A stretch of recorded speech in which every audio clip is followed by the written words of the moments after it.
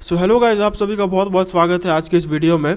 और आज के इस वीडियो में हम हमारे आईपीसी का सेकंड लेक्चर के अंदर में जो हमारे फर्स्ट चैप्टर का बाकी बचा हुआ टॉपिक्स है वो हम आज के वीडियो में देखने वाले हैं। अब कल के वीडियो में हमने बेसिकली दो चीज़ें देखी थी कि एक कंसेप्ट ऑफ क्राइम एंड दूसरा फंडामेंटल एलिमेंट्स ऑफ क्राइम, यानी कि क्राइम क्या होता है एंड क्राइम के अंदर में कौन कौन सी बेसिक चीज़ें हैं जो कि होनी चाहिए। अब अगर क्राइम के बारे में बोले तो मैंने यहाँ पे आपको बोला था कि किसी भी ऐसी चीज़ को जानबूझ के करना जो चीज़ गलत होती है सोसाइटी के हिसाब से एंड जिसके लिए वहाँ पे डेफिनेशन, प्रोहिबिशन एंड पनिशमेंट होता है, उसे हम लोग क्राइम कहते हैं। If an act is intentionally committed and that act is a wrong by the society and for that act there is a definition, prohibition and punishment by law, तो उसे हम लोग क्राइम कहते हैं। ठीक है, जैसे हम यहाँ पे देख सकते हैं, crime is the intentional commission of an act usually deemed socially harmful और dangerous and specifically defined, prohibited and punishable under law. तीन चीज़ें हैं कि जानबूझ के उस चीज़ को किया जाना चाहिए, फिर वो जो चीज़ है वो सोशली हार्मफुल होनी चाहिए, मतलब सोसाइटी ने उसे गलत मान रखा है, और उसके बाद उस चीज़ का जो डेफिनेशन, प्रोहिबिशन एंड पनिशमेंट जो है वो क्रिमिनल लॉ के हिसाब से होना चाहिए।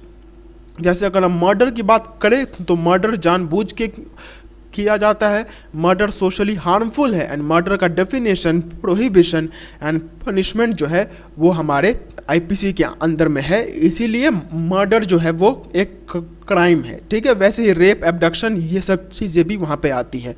फिर इसके बाद हमने बात किया था कि फंडामेंटल एलिमेंट्स ऑफ क्राइम क्या होते हैं, यानी किसी भी क्राइम के अंदर में वो कौन कौन सी बेसिक चीज़ें हैं जो कि वहाँ पे होनी चाहिए। What are the basic things which must be present in any crime.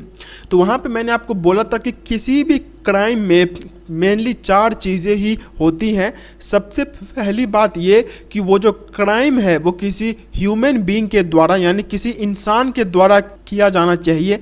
फिर उस क्राइम को करते वक्त वहाँ पे मेंस रिया, यानी कि गिल्टी टेंशन या फिर गिल्टी माइंड ये होना चाहिए, मतलब एक ऐसा माइंड जो कि जानता है ये करना गलत है लेकिन फिर भी उसे कर रहा है, वो वहाँ पे होनी चाहिए। एंड उसके बाद एक चीज़ होनी चाहिए जो कि है एक्टस रियस, मतलब सिर्फ दिमाग में सोचने से नहीं होगा, रियल लाइफ में उसके लिए कोई फिजिकल एक्ट है जो कि होना चाहिए। एंड इसके बाद जो आता है वो है इंजुरी, मतलब उस चीज़ को करके किसी का नुकसान होना चाहिए। ये चार चीज़ें अगर किसी भी एक्ट में होती है तो हम उसे क्राइम कहते हैं। यानी कि इंसान होगा, इंसान का गिल्टी माइंड होगा, इंसान ने कोई एक्टस रियस यानी कुछ फिजिकल एक्ट किया होगा, फिर इंसान ने उस एक्ट के द्वारा कोई इंजुरी की होगी, तो ये सारी चीज़ें जिसमें होती है उसे ही हम लोग क्राइम कहते हैं। ठीक है, अब इसमें हमने जो पहले के दो पॉइंट्स हैं, ह्यूमन बीइंग एंड मेंस रिया, ये हमने कल के लेक्चर में ही कर लिया था। अब आज के लेक्चर में हम ये देखने वाले हैं जिसे हम लोग कहते हैं एक्टस रियस। अब एक्टस रियस का मतलब क्या होता है? एक्टस रियस का सिंपल मतलब होता है कि किसी चीज़ को करना या किसी चीज़ को ना करना। अब अभी के लिए आप सिंपली बस ये सोच करके रखिए कि अगर कोई आदमी किसी चीज़ को करता है, जैसे मैंने किसी का मर्डर करने के बारे में सोचा, तो मैंने सिर्फ सोचा, वो मेरा गिल्टी माइंड या फिर मेंस रिया होगा। लेकिन सिर्फ सोचने से नहीं होता है, सोचने के बाद उसे असली ज़िंदगी में लाना पड़ता है, प्रैक्टिकली उस चीज़ को करना होता है। तो वो जो चीज़ जो कि अब किया जा रहा है, यानी कि किसी का मर्डर करने के बारे में मैंने सोचा एंड अब मैं उसके ऊपर में गोली तानने वाला हूं और मैंने गोली चला दी, तो उससे हम लोग कहते हैं एक्टस रियस, मतलब मैंने जो फिजिकली कोई काम किया उससे ही हम लोग एक्टस रियस कहते हैं। So the third essential element of a crime is actus reus. A human being and an evil intent are not enough to constitute a crime for one cannot know the intentions of a man. Actus reus means overact or unlawful commission must be done in carrying out of plan with the guilty intention. Actus reus is defined as a result of voluntary voluntary human conduct which law prohibits. It is the doing of some act by the person to be held liable. An act is a willed movement of a body. मतलब जानबूझ के कुछ तो होना चाहिए कि मैंने गोली तान दी, फिर मैंने चाकू लेके उसके शरीर में दे दिया, ये कुछ तो होना चाहिए। तो ये जो कुछ तो होना चाहिए, इसी को हम लोग कहते हैं एक्टस रियस। तो सिर्फ आदमी है एंड आदमी का गिल्टी माइंड है, इसके बेसिस पे हम सिर्फ ये प्रूव नहीं कर सकते हैं कि वो क्राइम है। इन दोनों के होने के बाद भी एक्टस रियस का होना बहुत ज़्यादा जरूरी है। It is very important that there must be an actus reus. उस आदमी ने फिजिकली जानबूझ के कुछ स्टेप्स लिया हो, ये चीज़ होना वहाँ पे बहुत ज़्यादा ज़रूरी है। मैंने सिर्फ सोचा कि मैं उसका मर्डर करूँगा, यानी कि मेरा सिर्फ मेंस रिया है, लेकिन सिर्फ मेंस रिया होने से नहीं होगा। मेंस रिया होने के बाद भी उसमें कुछ एक्ट होना चाहिए। मतलब मैंने गोली चला दी या फिर मैंने चाकू फेंक दिया, मतलब कुछ तो मुझे ये करना चाहिए। तो ये चीज़ भी होना बहुत ज़्यादा ज़रूरी है, ठीक है। अब और भी यहाँ पे एक चीज़ होता है जिसे हम लोग कहते हैं ओमिशन। तो देखिए, या तो आप कुछ चीज़ को कर रहे हैं तो भी उसे एक्टस रियस कहा जाएगा, लेकिन कुछ चीज़ें ऐसी होती है जो कि अगर आप नहीं भी करते हैं तो उसे भी एक्टस रियस माना जाएगा। जैसे यहाँ पे लिखा हुआ है एक्ट और ओमिशन, मतलब एक्ट मतलब जो मुझे करना चाहिए था वो मैंने कर दिया, so that is what we call act और एक्टस रियस। लेकिन ओमिशन का मतलब क्या होता है कि जो मुझे करना चाहिए था वो मैंने नहीं किया, तो वो भी एक एक्टस रियस ही माना जाएगा। जैसे मेरा ये ड्यूटी बनता था कि अगर मेरी कोई, फॉर एग्जांपल मेरा अगर पटाखों का फैक्ट्री है, तो मेरा ये ड्यूटी बनता है कि मैं अपने पटाखे की फैक्ट्री को हमेशा सिक्योरिटी में रखूं, ऐसे रखूं जिससे कि आसपास के जो लोग हैं उनको नुकसान ना हो। लेकिन मैंने ठीक से ध्यान नहीं रखा, जिसकी वजह से मेरी पटाखे की फैक्ट्री में आग लग जाती है एंड आसपास के दुकानों को, आसपास के घरों को नुकसान होता है। तो ऐसे केस में भी उसे एक्टस रियस कहा जाएगा। मतलब मैंने यहाँ पे कुछ किया नहीं है, डायरेक्टली मैंने कुछ नहीं किया है, लेकिन मेरा ये ड्यूटी बनता था कि मैं वहाँ पे उस चीज़ को ठीक से करूँ, उस फैक्ट्री को ठीक से रखना, ये मेरा ड्यूटी बनता था एंड मैंने उसे नहीं किया, तो इस वजह से उसे भी एक्टस रियस माना जाएगा। फिर है a man may be held fully liable even when he has taken no part in the actual commission of crime. For example, if a number of people conspire to murder a person and only one of them actually shoots the person, every conspirator would be held liable for it. A person will also be held fully responsible if he has made use of an innocent agent to commit a crime. अब actus reus के दो चीज़ हमने पहले ही देख लिए, एक है यहाँ पे एक्ट एंड दूसरा है ओमिशन। मतलब एक तो मैंने कुछ कर दिया एंड दूसरा मैंने कुछ भी नहीं किया, तो दोनों ही केसेस में एक्टस रियस माना जाएगा। अब अगर मैंने कुछ किया लेकिन मैंने नहीं किया, किसी दूसरे ने वो किया लेकिन मैंने उसका साथ दिया, तो क्या उस केस में उसे एक्टस रियस कहा जाएगा? तो इसका भी आंसर है यस। अगर 5 या 6 लोग मिलकर ये प्लान बनाते हैं कि हम किसी को मारेंगे, तो उस केस में भले ही जो गोली है वो एक ही आदमी चलाता है, लेकिन इसका मतलब ये नहीं है कि एक्टस रियस सिर्फ उसी के ऊपर में होगा। बाकी के जितने भी लोग हैं उन सबको भी माना जाएगा कि ऑल्दो उन्होंने वहाँ पे कुछ किया नहीं है, बट फिर भी जब ग्रुप में कोई क्राइम होता है तो उस केस में भी एक्टस रियस माना जाता है, ठीक है। एंड अगर मैं किसी दूसरे के थ्रू करवाता हूँ, जैसे मैंने किसी को सुपारी दे दी कि तुम जाके इस आदमी को मार दो, तो ऑल्दो उसने जा करके मारा हुआ है लेकिन वो मेरा एजेंट है, तो इस वजह से मेरा भी एक्टस रियस उसमें लिया जाएगा, ठीक है। तो एक्टस रियस जो है वो ऊपर से बस इतना ही दिखता है कि आदमी को फिजिकली कुछ करना चाहिए, लेकिन इसके अंदर में भी 3-4 पॉइंट्स आते हैं। सबसे पहला पॉइंट तो यही है कि उस आदमी ने सचमुच कुछ किया हुआ है, जिसे हम लोग एक्ट कहते हैं। फिर दूसरा कि उस आदमी ने वो चीज़ नहीं किया जो उसे करना चाहिए था, जिसे हम लोग ओमिशन कहते हैं। फिर इसके बाद उस आदमी ने खुद नहीं बल्कि एक ग्रुप में उस काम को करने का प्लान बनाया था, तो उस केस में भी एक्टस रियस माना जाएगा। एंड अगर मैंने ना करते हुए किसी दूसरे के थ्रू वो काम करवाया है तो भी उसे एक्टस रियस माना जाएगा। ठीक है, तो एक्टस रियस हमें समझ में आ गया कि कुछ तो होना चाहिए, सिर्फ सोचने से नहीं होगा, एक्चुअल लाइफ में कुछ वहाँ पे होना चाहिए। एंड जो लास्ट पॉइंट है वो ये है, इंजूरी टू द विक्टिम, मतलब मैंने कर भी दिया लेकिन अगर सामने वाले को नुकसान नहीं होता है तो उस केस में उसे क्राइम नहीं माना जाएगा। A very important element for constituting a crime is that the act और commission done by the accused must cause harm to the victim. The harm here can be both physical as well as mental harm. It is to be kept in mind that if no harm is caused to the victim then he cannot claim any damages or remedies। मतलब नुकसान होना चाहिए।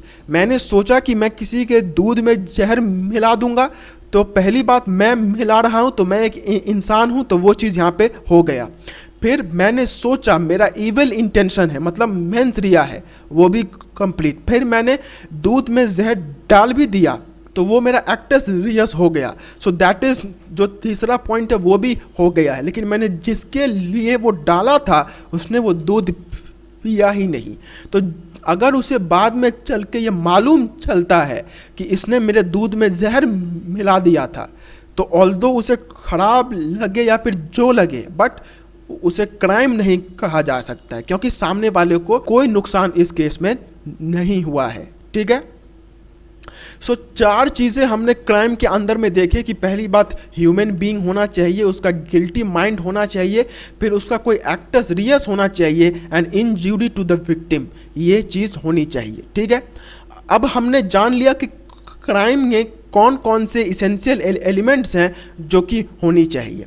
अब इसके बाद हम देखेंगे वो है stages of committing a crime, कि क्राइम को करने का कौन कौन सा स्टेज होता है, मतलब किन किन प्रोसीड्योर्स के बाद एक क्राइम होता है। ठीक है, तो यहाँ पे सबसे पहला स्टेप जो यहाँ पे आता है वो है क्रिमिनल इंटेंशन। किसी भी क्राइम के केस में सबसे पहले एक आदमी के अंदर में एक क्रिमिनल इंटेंशन आता है कि मुझे ये चीज़ करना है। ओके, मैं किसी का मर्डर करना चाहता हूँ, तो सबसे पहले मेरे दिमाग में ये सोच आएगा एंड इसी को हम लोग कहते हैं criminal intention. So criminal intention is the first stage in the commission of an offense. Intention is the conscious exercise of mental faculties of a person to do an act for the purpose of accomplishing or satisfying a purpose. Law does not as a rule punish individuals for their evil thoughts or criminal intentions. The criminal courts does not punish a man for a mere guilty intention because it is very difficult for the prosecution to prove the guilty intention of a man. तो सबसे पहली चीज़ जो होती है वो ये है कि जो आदमी क्राइम करता है, यानी कि क्रिमिनल के माइंड में एक इंटेंशन आता है, एक गलत इंटेंशन आता है, ये सबसे पहला स्टेप होता है। ठीक है, लेकिन इसमें जो सबसे बड़ी बात है वो ये है कि सिर्फ टेंशन आ गया तो इसके बेसिस पे किसी को भी क्रिमिनल नहीं ठहराया जा सकता है। Just because I have a guilty mind, तो उससे ये नहीं साबित हो जाता है कि मैं एक क्रिमिनल हूँ। गिल्टी माइंड हो ही सकता है but that does not mean that I am a criminal. Okay, so पहला स्टेप इंटेंशन है, बट इंटेंशन के होने से सिर्फ ये नहीं प्रूव हो जाता है कि वो एक क्रिमिनल है। So intention means doing an act with one's will, desire, voluntariness, malafides and for some purpose. In the IPC all these varied expressions find place in the various sections of the code. Intention can also be imputed under the law. For example, if a man drives in a rash and reckless manner resulting in an accident causing the death of a person, the reckless driver cannot plead innocent by stating that he never intended to cause the death of a person. It may be true in the strict sense of term, but a reckless driver should know the reckless driving is likely to result in harm and can even cause death of the person. यहाँ पे क्या बोला जा रहा है कि intention तो वहाँ पे होगा ही, लेकिन डायरेक्ट इंटेंशन होगा दैट इज नॉट नेसेसरी. मतलब नॉर्मली हम जानते हैं कि इंटेंशन अगर होता है तो उससे आदमी को दोषी नहीं ठहराया जा सकता है. जब इंटेंशन के साथ और भी चीज़ें होती है तो उस आदमी को दोषी ठहराया जाता है. लेकिन ये जो इंटेंशन होता है ये ज़रूरी नहीं है कि डायरेक्ट होगा. फॉर एग्जाम्पल, मैं अगर गाड़ी चला रहा हूँ एंड मैं अगर गाड़ी से किसी को ठोक देता हूँ, तो मैं अगर गाड़ी एकदम जानवरों की तरह चला रहा था तो भले ही जिस आदमी को मैंने ठोका है उस आदमी को मारने का मेरा इंटेंशन नहीं था, बट मैं जब गाड़ी को उस हाई स्पीड में चला रहा हूँ तो मेरे दिमाग में ये पहले ही हो जाना चाहिए कि भाई अगर मैं ऐसे चलाऊंगा तो किसी ना किसी का एक्सीडेंट हो ही जाएगा एंड ये भी चांसेस हैं कि उस आदमी का मौत हो जाए. तो इंटेंशन सिर्फ ये नहीं होता है कि उस आदमी का मौत हो गया, मेरे ऊपर में क्रिमिनल चार्जेस आ गया, तो ऑल्दो उसको मारने का कोई इंटेंशन मेरे पास में नहीं था, बट उस स्पीड में गाड़ी चलाने का मतलब ही ये है कि ड्राइवर को ये मालूम है कि उस स्पीड में अगर गाड़ी चलाया जाएगा तो किसी का मौत हो ही जाएगा. तो उस केस में भी इंटेंशन को देखा जाता है. ठीक है. So intention is the first step. एक आदमी के दिमाग में सबसे पहले इंटेंशन आता है, फिर जब इंटेंशन आ गया तो उसके बाद आदमी सेकंड स्टेप में जाता है जिसे हम लोग कहते हैं प्रिपरेशन. यहाँ पे तैयारी होती है कि कैसे मारेंगे. जैसे अगर मैं किसी का मर्डर करना चाहता हूँ तो मेरे दिमाग में आया दैट इज इंटेंशन. अब उसके बाद मैं सोचता हूँ कि कैसे मारूँ. किसी सीरियल किलर के थ्रू मरवा दूं, या फिर गोली से मार दूं, या फिर चाकू से मार दूं, या फिर एक्सीडेंट करवा के मार दूं. तो ये सोचना कि किन किन तरीकों से मारा जाए, बेसिकली वो प्रिपरेशन करना या फिर वो अरेंजमेंट करना, इसको हम लोग प्रिपरेशन कहते हैं. So preparation means to arrange necessary measures for commission of intended criminal act. Preparation itself is not punishable as it is difficult to prove that necessary preparations were made for commission of the offense, but in certain exceptional cases mere preparation is also punishable. अब law ये कहता है कि preparation हमारा second step है, लेकिन अगर किसी आदमी ने सिर्फ प्रिपरेशन किया है, उसके बाद जो स्टेप्स हैं वो उसने नहीं किए, तो उस केस में भी उसे क्रिमिनल ठहराया नहीं जा सकता है. सिर्फ उसने प्रिपरेशन किया, सिर्फ उसने तैयारी किया, इस बेसिस पे हम उसे क्रिमिनल नहीं मान सकते हैं, जो कि हम इससे पहले भी देख चुके हैं कि इंजूरी होना ज़रूरी है. सिर्फ एक्टस रियस के होने से नहीं होगा, इंजूरी भी होना ज़रूरी है. तो ठीक वैसे ही अगर मैंने सिर्फ तैयारी की है तो उस केस में मुझे कोई सज़ा नहीं होगी. जैसे मेरे पास अगर गोली है सिर्फ, तो मैंने गोली खरीद ली लेकिन मैंने किसी को मारा नहीं, तो उस केस में मुझे कोई सज़ा नहीं होगा, क्योंकि मैंने कुछ किया ही नहीं है, मैंने सिर्फ तैयारी की हुई है. बट इसका मतलब ये नहीं है कि हर एक केस में सिर्फ तैयारी करने से मैं छूट जाऊंगा. कुछ ऐसे केसेस हैं जहां पे अगर सिर्फ तैयारी भी होती है तो उस केस में भी आपको सज़ा हो सकती है. तो कौन कौन से केसेस हैं? सबसे पहला वाला आता है preparation to wage war against the government. मतलब अगर आप गृह युद्ध, जिसे हम लोग सिविल वॉर कहते हैं, अगर आप सरकार के अगेंस्ट में कोई युद्ध छेड़ने की बात करते हैं तो भले ही वहाँ पे आपने सिर्फ तैयारी की, आपने लोगों को इकट्ठा किया, आपने बैनर छपवाए, आपने सब कुछ किया, लेकिन क्योंकि यहाँ पे आप सरकार के अगेंस्ट जा रहे हैं तो उस केस में आपका तैयारी को ही यहाँ पे अटेम्प्ट मान लिया जाएगा. मतलब सिर्फ तैयारी करने से ही ये मान लिया जाएगा कि आप क्रिमिनल हैं. ठीक है. फिर इसके बाद आता है preparation for counter fitting of coins और गवर्नमेंट स्टैम्प्स. अब ये जो नकली नोट बनाना या फिर जो स्टैम्प पेपर होता है, अगर आप उसकी ब्लैक मार्केटिंग करते हैं तो ऑल्दो वहाँ पे आपने सिर्फ तैयारी की, यानी कि आपने प्रिंटर जुगाड़ कर लिया, आपने वो इंक जुगाड़ कर ली जिनसे उन चीज़ों को छापा जाता है। लेकिन उस केस में आप ये नहीं बोल सकते कि सर मैंने सिर्फ तैयारी की हुई है, मैंने अभी तक किसी भी तरीके से ना कोई नोट छापा है एंड ना ही किसी स्टैम्प पेपर को छापा है, वो सुना नहीं जाएगा। आपने सिर्फ तैयारी भी की होगी, still you will be punished as per the law. ठीक है। फिर इसके बाद आता है possessing counterfeit coins, false weights और मेजरमेंट एंड फोर्ज डॉक्यूमेंट्स। ये जो पॉइंट है वो इसके जैसा है। इसका मतलब ये है कि अगर आप नकली नोट भी अपने पास में रखते हैं, मतलब जो नकली नोटों का जो गिरोह होता है, जो बेसिकली जो गैंग होते हैं जो कि नकली नोटों में काम करते हैं, तो अगर आप वैसे नोटों को भी अपने पास में रखते हैं, या फिर फॉल्स वेट्स, मतलब हम जो दुकान में जा करके देखते हैं, हालांकि अब तो ये बहुत कम हो गया है, लेकिन पहले के ज़माने में क्या होता था कि अगर आप तराजू पे कोई सामान को जोखना चाहते थे तो ऐसा हेक्सागोनल शेप का एक वेट आता था जिसे हम लोग ओजन कहते थे। तो ये जो ओजन है ये ठीक है कि नहीं, वो भी देखने का काम सरकार का होता था। तो इस केस में ये बोला जाता था कि अगर ये जो वेट है अगर ये गलत है या फिर इसमें कुछ गड़बड़ी है तो उस केस में भी आपको सज़ा हो सकती है। या फिर मेजरमेंट की अगर बात करें, हम जो इंची टेप का इस्तेमाल करते हैं वो भी एकदम 100% एक्यूरेट होनी चाहिए, एंड ये भी सरकार की ड्यूटी होती थी कि वो इस चीज़ को देखे।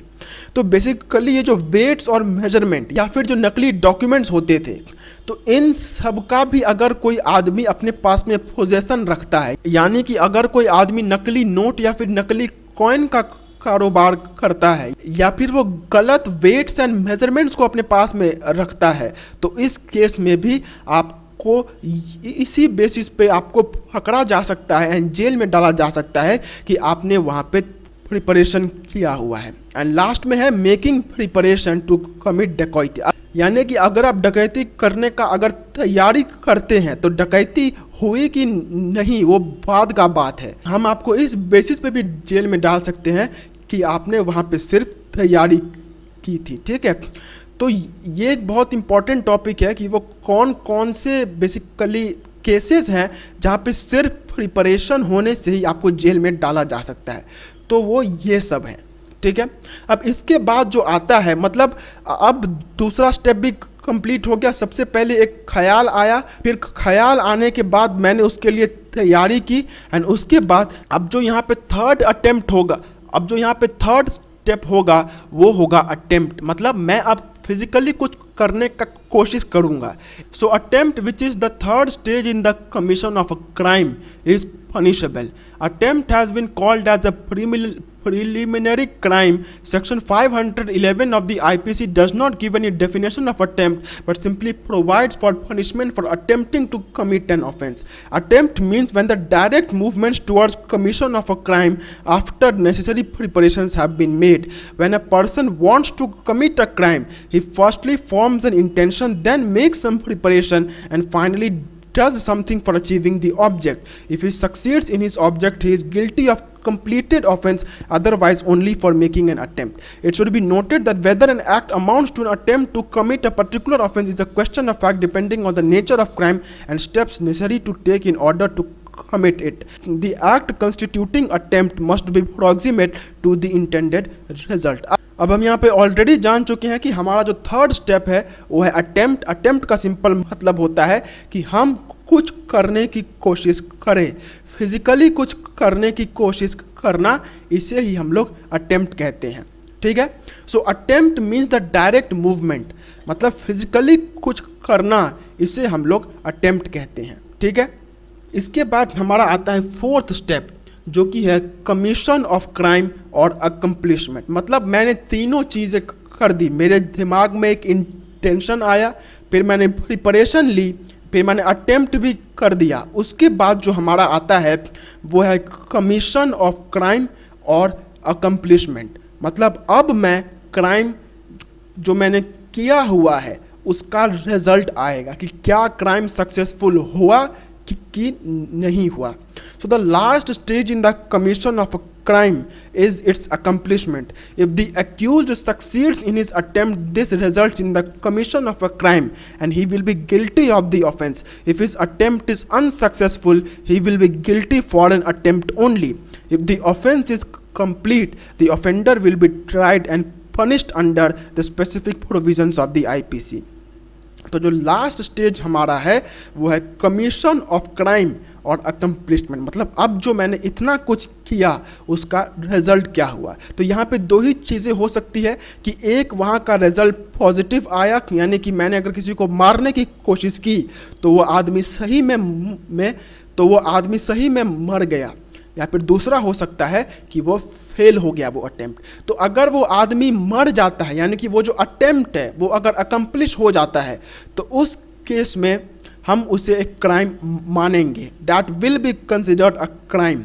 लेकिन अगर अटेम्प्ट अकम्प्लिश नहीं होता है तो उस केस में हम सिर्फ अटेम्प्ट तक का ही यहाँ पे पनिशमेंट देने वाले हैं। यानी कि हमने जो यहाँ पे देखा कि सबसे पहले इंटेंशन, फिर प्रिपरेशन, फिर अटेम्प्ट एंड लास्ट में अकम्प्लिशमेंट। तो अगर अटेम्प्ट हो जाता है तो आपको जो यहाँ पे पूरा सज़ा है वो मिलने वाला है, यानी लेकिन अगर अटेम्प्ट फेल हो जाता है तो सिर्फ अटेम्प्ट तक का सज़ा, यानी कि जो इतना सज़ा है वही सिर्फ आपको यहाँ पे मिलने वाला है। ठीक है, सो ये था हमारा लास्ट स्टेज जो कि था अकम्प्लिशमेंट, जिसमें बेसिकली हम लोग ये देखते हैं कि हमारा जो क्राइम है वो हुआ कि नहीं हुआ।